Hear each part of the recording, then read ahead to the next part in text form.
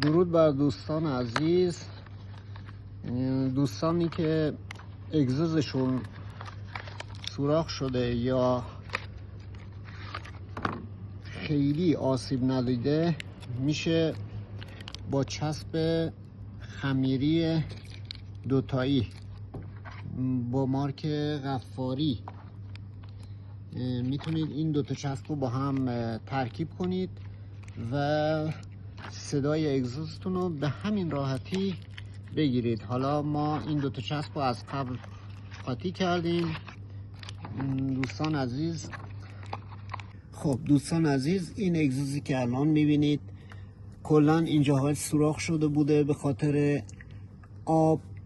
آبی که داخل اگزوز مونده بوده و ما چسب زدیم. این چسب حداقل 1 سال کار میکنه. سریع نرید اگزوزتون رو 5-6 تومن هزینه کنید خمره اگزوز عوض کنید.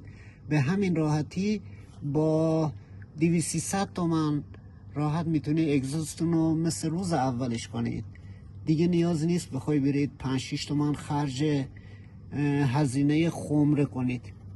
اگزوز الان دیگه خیلی راحت، صدای بسیار نرم، اصلا دیگه صدا نمیده. حداقل 1 سال هم این چسب کارایی داره.